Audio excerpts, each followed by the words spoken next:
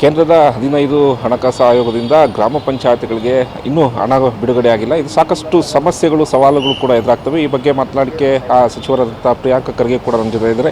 Sir, 15ನೇ ಹಣಕಾಸು ಆಯೋಗದಿಂದ ಇನ್ನೂ ಗ್ರಾಮ ಪಂಚಾಯತ್ಗಳಿಗೆ ಬರುವಂಥ ಹಣ ಬಿಡುಗಡೆ ಆಗಿಲ್ಲ ಸರ್. ನೋಡಿ, ಕೇಂದ್ರ ಸರ್ಕಾರದಿಂದ ನಮಗೆ ಇಲ್ಲಿವರೆಗೂ ಯಾವ ಹಣನೂ ಬಿಡುಗಡೆ ಆಗಿಲ್ಲ.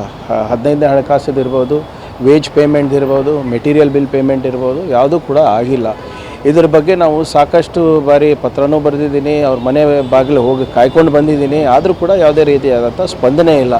ಯಾಕೋ ಗ್ರಾಮೀಣ ಅಭಿವೃದ್ಧಿ ಇಲಾಖೆಗೆ ಮತ್ತು ಪಂಚಾಯತ್ ರಾಜ್ ವ್ಯವಸ್ಥೆಯನ್ನು ಮುಗಿಸ್ಲಿಕ್ಕೆ ಕೇಂದ್ರ ಸರ್ಕಾರ ಮಾಡ್ತಾ ಇರೋದು. ಯಾಕೆಂದರೆ ಇತಿಹಾಸದಲ್ಲಿ ಮೊದಲನೇ ಬಾರಿಗೆ ವೇಜ್ ಪೇಮೆಂಟು ಇಲ್ಲ, ಮೆಟೀರಿಯಲ್ಲು ಇಲ್ಲ, ಮತ್ತು 15ನೇ ಹಣಕಾಸಿನಿಂದ ಇಷ್ಟೊಂದು ವಿಳಂಬ ಆಗ್ತಾ ಇರೋದು. ಬರೀ ಕಾಗದದಲ್ಲಿ ಮಾತ್ರ ನಮಗೆ ಕೆಲವು ಪೇಮೆಂಟ್ ಮಾಡಿದ್ದಾರೆ ಅಂತ ಹೇಳ್ತಾ ಹೊರತು ₹1 ಇನ್ನೂ ಬಂದಿಲ್ಲ ನಮ್ಮ.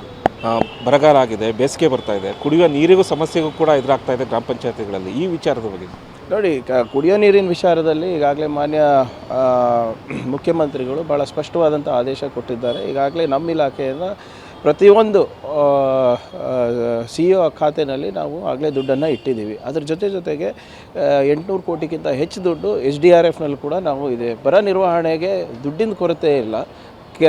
ರಾಜ್ಯ ಸರ್ಕಾರದಿಂದ ಏನೇನು ನಾವು ಮಾಡಬೇಕು ಅದೆಲ್ಲನೂ ಕೂಡ ಪ್ರಾಮಾಣಿಕವಾಗಿ ನಾವು ಹಣ ಲಭ್ಯ ಮಾಡಿಬಿಟ್ಟು ಮಾಡ್ತಾ ಇರೋದು. ಇನ್ನು ಕೇಂದ್ರ ಸರ್ಕಾರದಿಂದ ಏನು ನೆರವು ಬರಬೇಕು ಇನ್ನೂ ಯಾವುದೂ ಬಂದಿಲ್ಲ ಸರ್. ಈ ವಿಚಾರದ ಬಗ್ಗೆ ಸರ್ಕಾರದ ನಡೆ ಹೇಗಿರುತ್ತೆ ಸರ್ ನಿಮ್ಮ ಇಲಾಖೆಗೆ ಸಂಬಂಧ? ನೋಡಿ, ಈಗಾಗಲೇ ಇದ್ರ ಬಗ್ಗೆ ಡೆಲ್ಲಿನಲ್ಲಿ ಹೋಗಿ ಪ್ರತಿಭಟನೆ ಕೂಡ ಮಾಡಿದ್ದೀವಿ.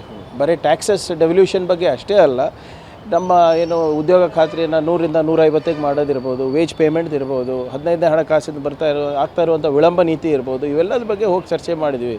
ನೀವೇ ಹೇಳಿಬಿಡಿ, ಇನ್ನು ಬೇರೆ ಯಾವ ಬಾಗಿಲನ್ನು ಬಡಿಬೇಕು ಆ ಬಾಗಿಲನ್ನು ಬಡಿತೀವಿ. ಇದಿಷ್ಟು ಸಚಿವರಾದಂಥ ಪ್ರಿಯಾಂಕ ಖರ್ಗೆ ಅವರು ಮಾತಾಗಿದ್ದು. ಕ್ಯಾಮ್ರಾ ಪರ್ಸನ್ ರಾಮಕೃಷ್ಣ ಜೊತೆ ಹೇಲನ್ ಸ್ವಾಮಿ, T5 ಬೆಂಗಳೂರು.